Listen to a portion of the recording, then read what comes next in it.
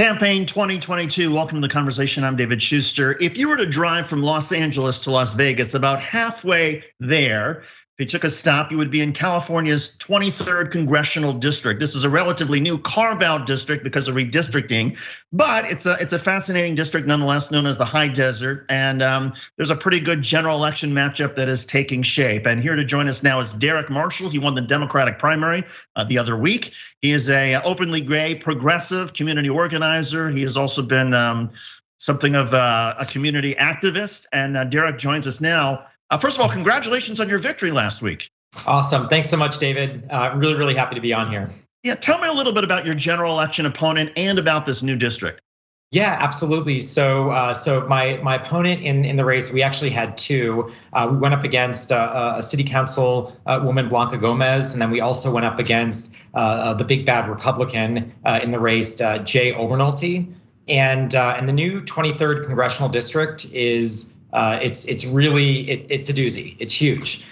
We have got the Victor Valley, so Victorville, Hesperia, Apple Valley. There's about 400,000 people there. If you hop in the car, you can head up the hill to Big Bear, Lake Arrowhead. If you go down the hill, we've got Joshua Tree and we've got Yucca Valley. And then if you go further down the hill, we've actually got a piece of South Redlands and Loma Linda. So it's absolutely huge.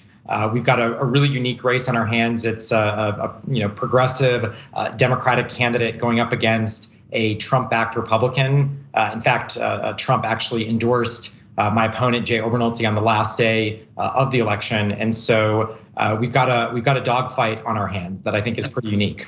And for people who don't know, the top two finishers in the primary, whether they're the same party or different parties, they go on to the general election. So Obernolte and you will battle it out in November. A big chunk of this district used to be represented under the old map by Kevin McCarthy, who's the top Republican in the US House. So how does somebody who is progressive try to make inroads in a district like this? Yeah, absolutely. So first of all, the good thing for us is that the new 23rd congressional district is completely different from the old 23rd congressional district. And so what that means is that the district, we used to be California 8, and so we now have a new number.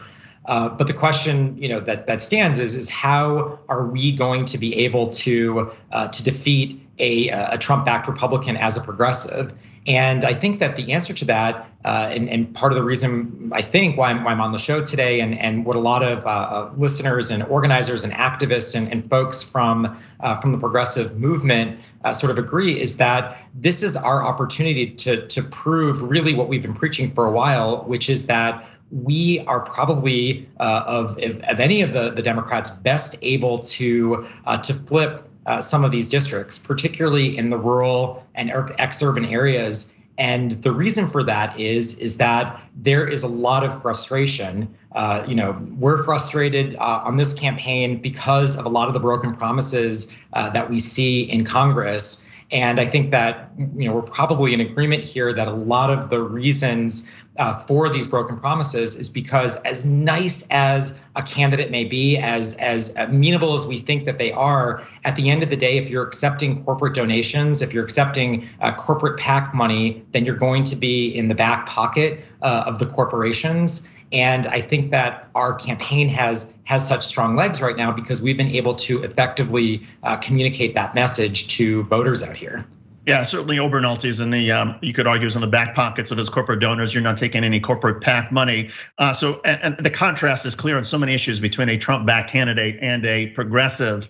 What, in your estimation, is I mean, and I know there's a lot of polling that progressives have done in this sort of election cycle to try to figure out what are some of the issues that really sort of resonate and cut through, because there are so many. What are you prioritizing? Yeah, so I think a lot of the key and core progressive priorities. So Medicare for all. We were reading a study yesterday that there's an estimated 330,000 Americans that would still be alive today if we had passed a Medicare for all system. We would have saved $104 billion. So Medicare for all is huge. Jobs, local jobs through a community jobs guarantee like the Green New Deal is something that would definitely benefit the district. We have over 90,000 people that leave the high desert every single day on 3-hour round trip commutes to work. median income is $24,000. We need a Green New Deal, particularly the community jobs guarantee component of it, because it means jobs for the high desert.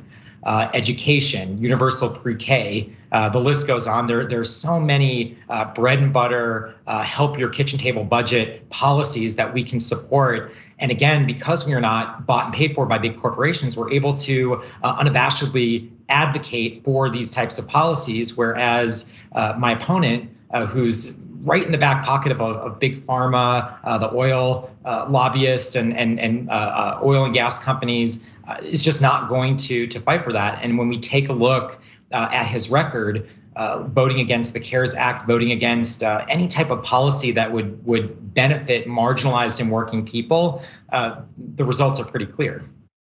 You worked for the Bernie Sanders campaign in 2020. You were a staffer. There's a little bit of news with Bernie Sanders, and that it seems like he has let it be known to some of his staff that he is open to running again in 2024 if President Biden decides not to run for re-election. And the number of Democrats who are looking at a contingency plan, Bernie Sanders has made it very clear he expects Joe Biden to run. He will support Joe Biden, but if Biden does not, Bernie Sanders looks like he's putting some of the pieces together.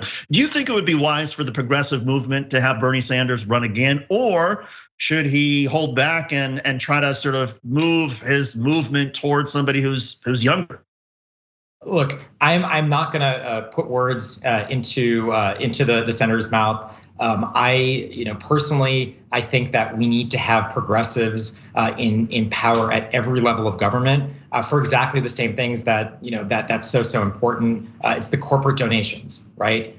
We cannot dismantle the master's house with the master's tools. And I think that when we take a look at how the system is currently rigged, it is benefiting people that are not, in fact, actually people at all.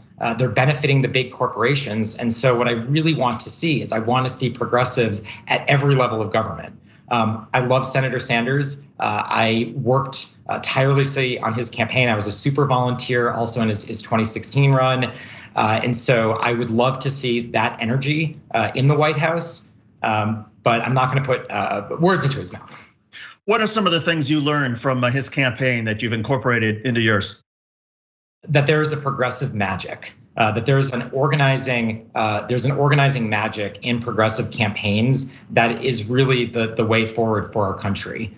And what I mean by that specifically is that we as organizers have gone out and we've knocked tens of thousands of doors. We've had conversations with everyday people all across the country. And when you go out and you're actually at folks' doors, you're able to listen, you're able to elevate the stories of working people. And in the elevation of those stories, you're actually able to also figure out what the solutions are. How people are struggling, how people are frustrated. And so when a lot of top pundits in this country are from an ivory tower trying to analyze what is going on in the country, what I see as an organizer and as a progressive organizer is a lot of people have lost touch with the ground. And I think that that's the biggest threat that we have right now to our democracy is the fact that a lot of campaigns are coming in, they're running cookie cutter, formulaic models that's based upon